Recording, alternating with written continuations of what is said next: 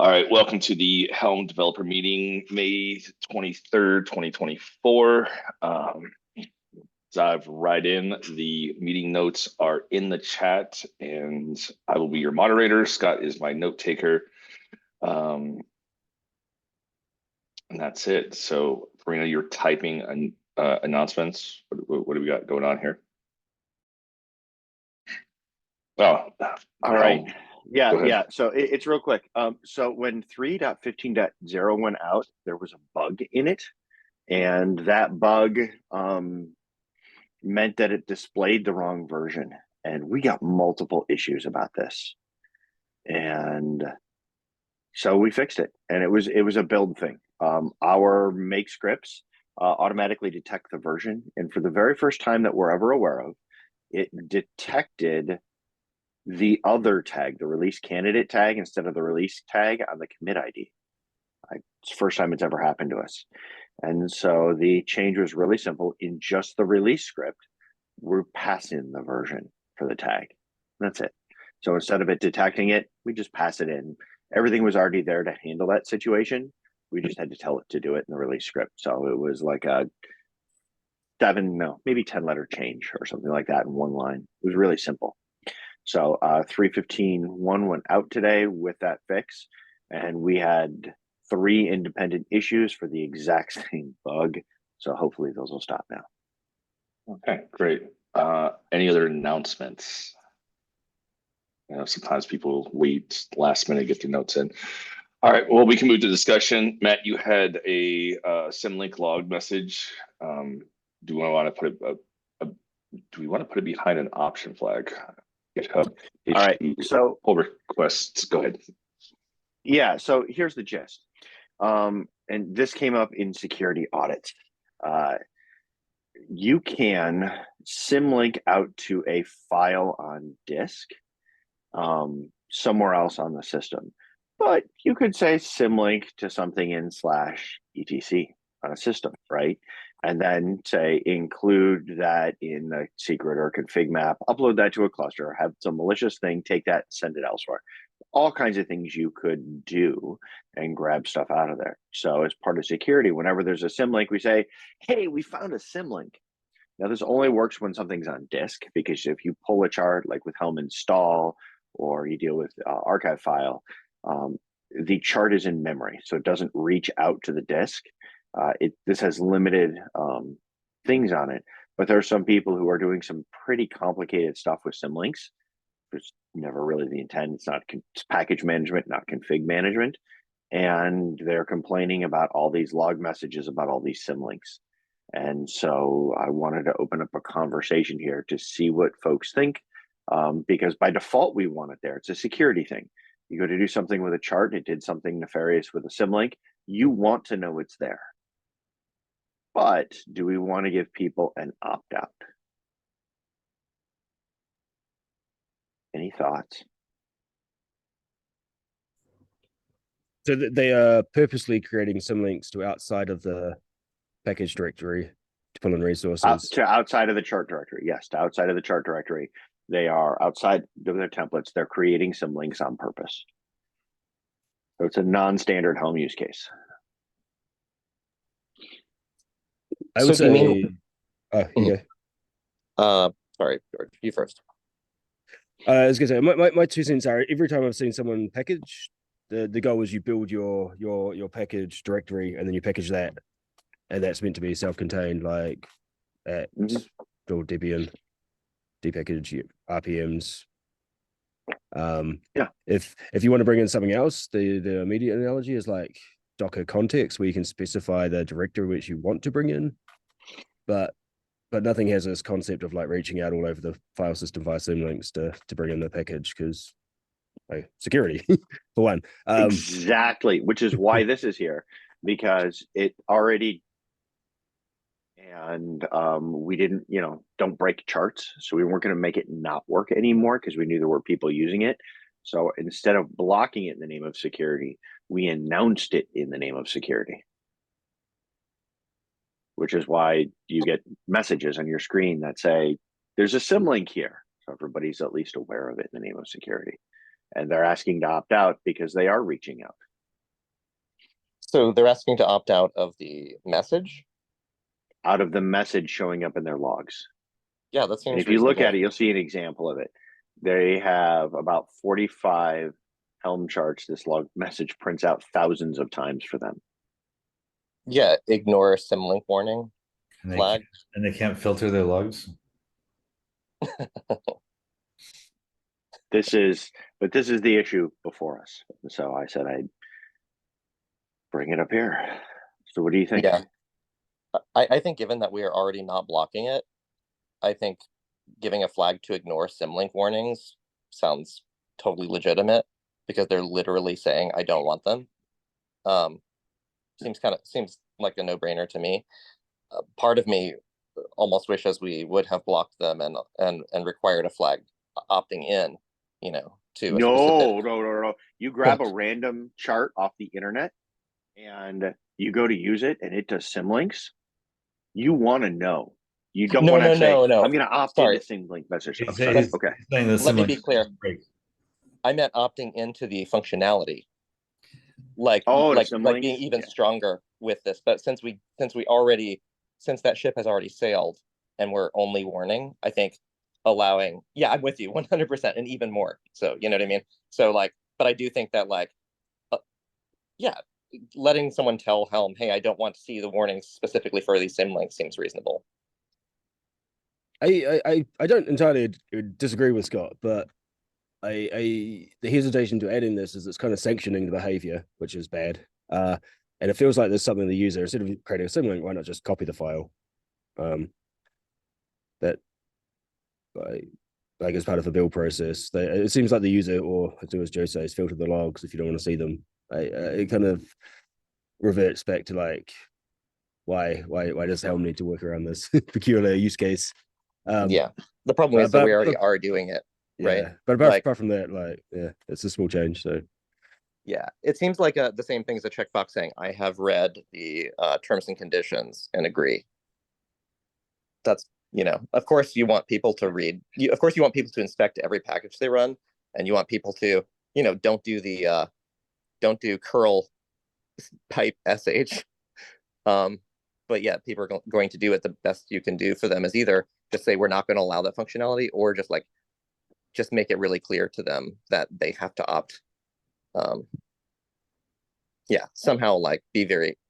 I think the thing is it doesn't seem like it's really hurting anything, and they would have to explicitly say they don't want to see a warning.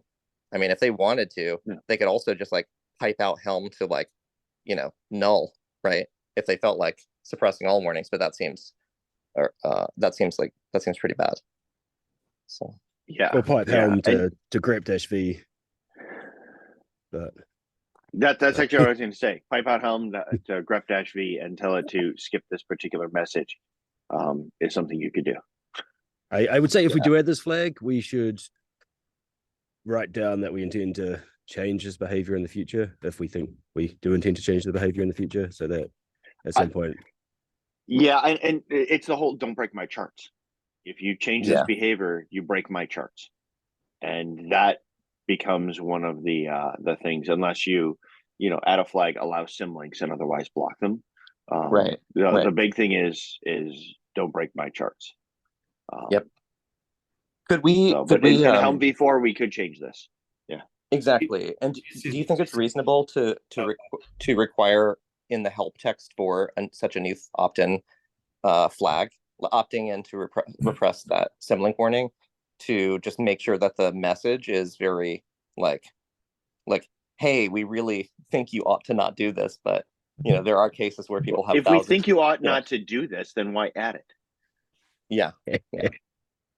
I would also say people copy and paste random stuff from the internet. So if someone has a malicious chart and they have the instructions like how to install the chart, they're going to include the ignore symlinks flag, and people are going to copy and paste that.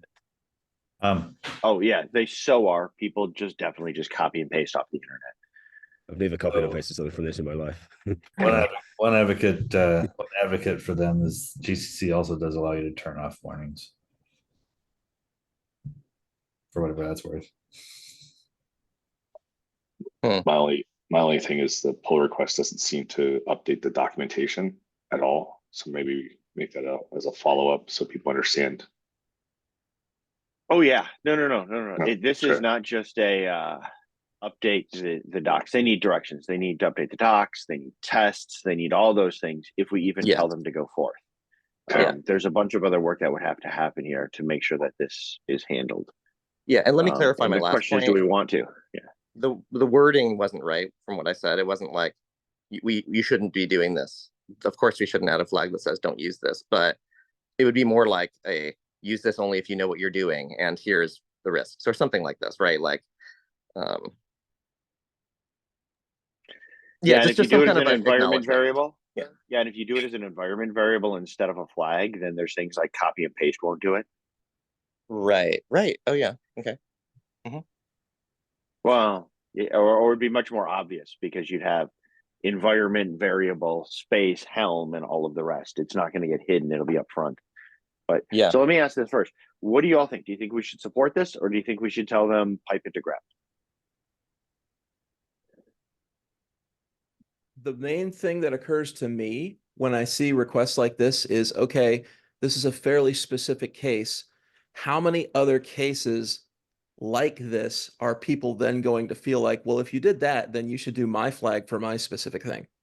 Like, are you going to have an explosion of people suddenly asking for different log filtering flags to cover different very specific cases? Mhm.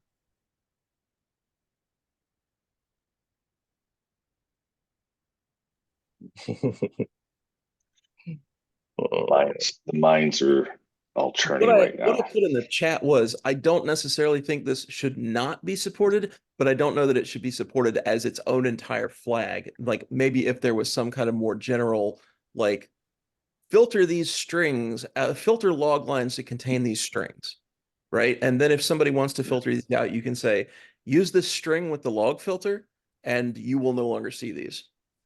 Close. But it should be custom errors, and then each error would have its own function, and then you could say, turn off this particular error / warning using, as defined by Yeah, this. some more general mechanism than let's have a whole That would bunch of. be that'd be redoing the whole error system. But I Well, think we it's- do have an it's- issue for Yeah. updating the verbose levels of output. That's also redoing the entire. Yeah. Yeah, I mean, filtering, I could see a filter flag because when things go to the output from the messages, then you could have a filter on that and the output of it. So, you know what? I would be supportive of a way to filter the logs more than just this specific case. And I can go give that feedback to them that we understand you want to filter, but, then other people have their own use cases. So a generic filtering mechanism is something we would be supportive of, but not each individual one as its own flag. How does that sound as feedback? That I could agree with. Yeah. Okay, It's I will take care of that then, and we can move on to the next item. All right, Evans, resource ordering, GitHub issue 8439. Floor is yours, sir. Yeah, thanks. Hi, everyone. So it's an old issue. It's been on for a while. Lots of discussions. There's even a PR on it. And I think the PR had a comment from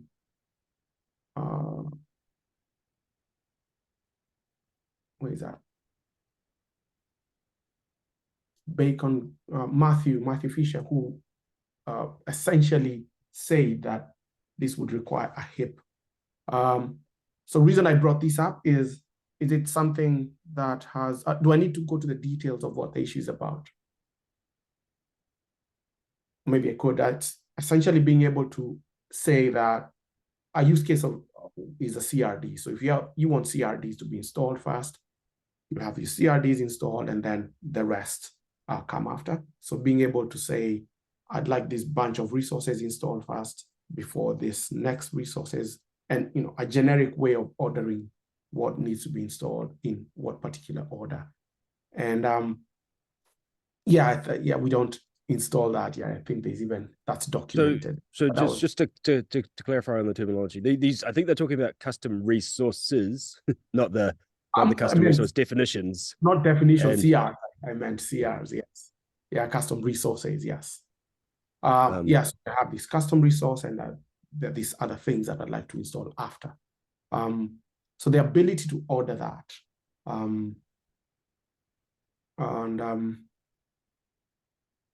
So my question here is this something that is it more of a V4 thing, or is it something that, we would like to put more effort in? I think this is something we could layer into Helm v3. I don't see I can't think of a technical problem right now. There may be some API breaking things that cause a problem, but we may be able to work around that. It makes sense, but whatever we do has to be backwards compatible. So existing charts just order the same as they do today. And for the built-in things, there's a reason for the ordering that's there. And so we would have to basically allow for overriding that and injecting the custom resources in some form of order.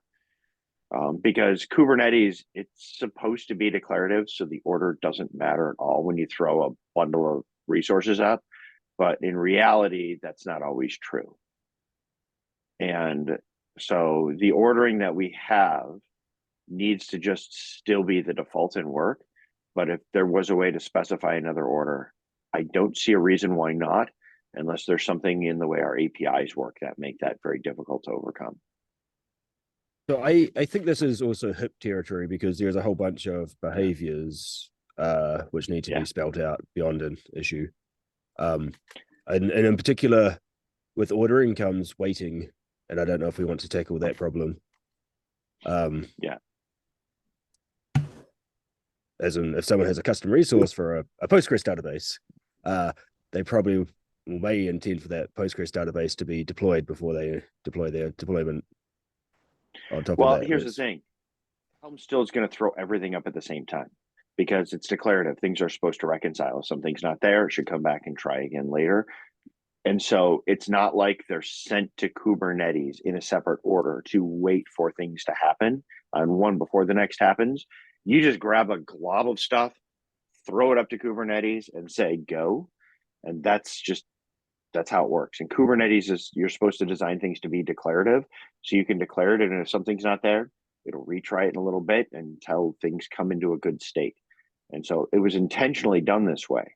So the only reason we have any kind of ordering is because of some quirks inside of Kubernetes. There are some quirks in ordering. There's definitely a difference between created and ready. So some things require things to be created in sequence. But I agree with your point that we should try and avoid any design which expects things to be ready in a particular order. Well, even created in a sequence, according to the Kubernetes folks, it should not matter. Okay, interesting. Except for namespace. There should never, except for namespace, which has to be there first, because you can't put something in a namespace that does not exist.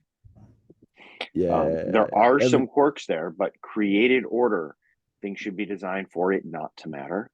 And that's an intentional characteristics of Kubernetes. I know there's some quirks around the custom resources you can't create without those definitions, things like that. There are a couple things, right? Well, yeah, but that's why definitions are separate from custom resources. Yeah, exactly. And in terms of like ordering and waiting, because of the quirks of applications, for example, like there are some applications that just get into some sort of a lock state if they try too many times before, right? And that's why people work around this and don't try to shove everything into one folder of manifests or into one Helm chart. Yeah. That's one of the reasons people use dependencies for Helm charts. And that there are other tools in the ecosystem, like I could be wrong about this, Matt, but I believe Rancher allows some waiting between resources. I know that other operators do. I know the Flux Helm operator does. Yeah. Some of them do for these kinds of situations, because no matter how much Kubernetes you're supposed to design things to work a certain way, the reality is it doesn't. Exactly. It doesn't always work that way. There's like case status was created to help with problems like this. And I think this isn't a problem Helm can solve unless Helm had its own, again, a different form of an agent running in the cluster, because like we've talked about before, the CLI Yeah, will and just have timeouts and And what I would say is there are some other tools that have tried to do more weighted ordering around Helm charts. I think most of them have found little success because it's a more niche case and people have not jumped on them. But I think the ordering, if people wanted to do custom orders, I think that's perfectly fine. That's I a agree. perfectly fine feature. So, but it would probably require a HIP. So if somebody wants to chase that down, go ahead and they can personally bug me about it because I know that particular part of the code and just makes sense. All right. We got about 8 minutes left. Next one is Scott bumping a PR up, linked in there. I will link it in chat. Be nice. Scott, the floor is yours, sir. Or since you're from your phone, Hey, you want to pass on yeah. that? Okay. I'm on the phone, so I think that would be a little hard for me to look at right now, but I do remember in general, it's really just a question for Matt. Like, hey, do you feel that your request for them to update the PR, that they did what you asked them to do? That's really it. And if you have time to take I know you have lots to look at anyway, but if you have time to take a look at it. Yeah, I opened the tab up. I entirely forgot about this. I've got something like 10,000 unread notifications on GitHub. Yeah. So notifications just do not work for me.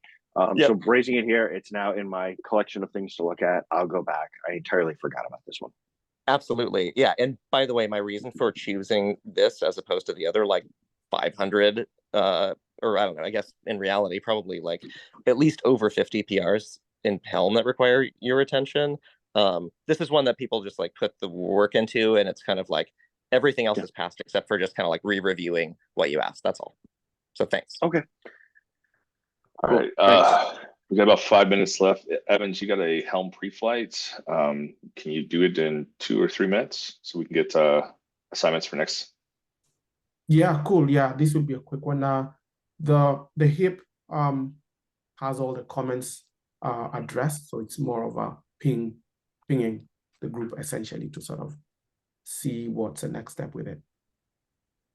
All right. So Joe, it looks like approved it at one point, and it needs. Did you approve the final version, Joe? I have not yet. No. I'll double check it. No. You did an earlier version of it. Yeah. It needs 2 Helm maintainers to approve it. And so, yeah, if you take a look at it again and another one of us, I've got it open. I'll see whether I can. We can get moving on that. I may get feedback on changing the number if it has a number on it, just to get the number assigned for. Yeah, it's 9999. We'll give it a number and I'll give that feedback if it looks good. All right, so we have no shout outs, no social media amplifications. Going once, going twice. All right, so let's do assignments for next call. Moderator.